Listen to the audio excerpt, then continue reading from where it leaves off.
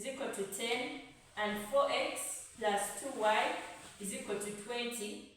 The sole purpose of the elimination method is to make sure that we remove out one of the variables, because if it's out, you can get the remaining variable.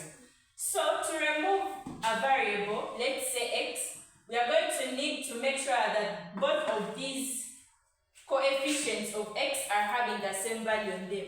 Since the first one is 1 and the second one is 4, we have to make the 1 become a 4. So to do that, we shall put a 4 here, and here we can multiply by 1.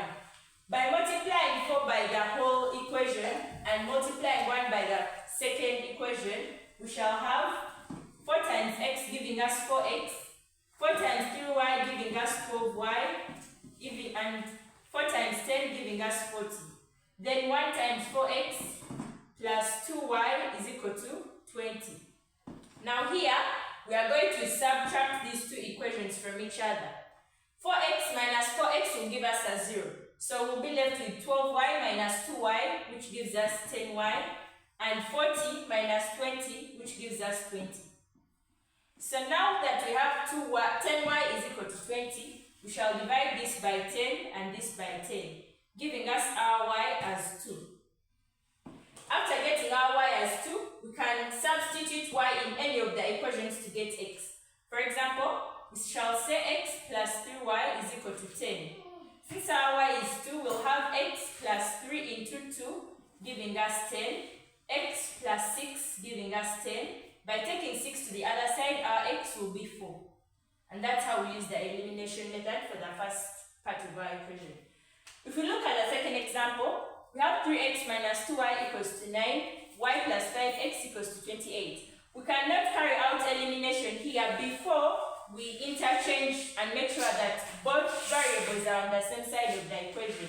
So we shall take 5x to this side. So we shall have 3x minus 2y is equal to 9, 5x plus y is equal to 28.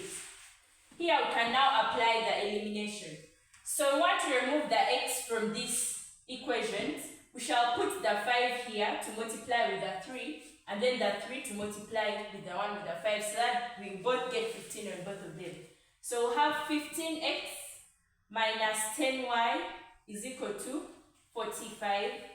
Then 15x plus 3y is equal to 28 times 3, that is 24.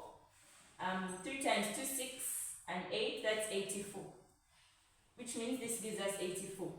When we subtract, 15x minus 15x will give us an automatic 0. So we have gotten rid of the x. Then we have negative 10 minus 3y. That gives us negative 13y. Which later gives us 45 minus 84. So we'll have 84 minus 45. That is 9. That is 39. So it's negative 39. Negative 13y is equal to negative 39. By dividing negative 13 on both sides, we get our y as 3. Since we have our y as 3, we can substitute it in any of these two equations to get the x. So we shall take this one, for example. 3 plus 5x will be equal to 28. By taking 3 to the other side, we'll have 5x giving us 25. When we divide by 5 on both sides, our x will be equal to 5. Thank you very much for listening. I hope you enjoyed this session. Please like and subscribe, and I'll meet you all in my next segment.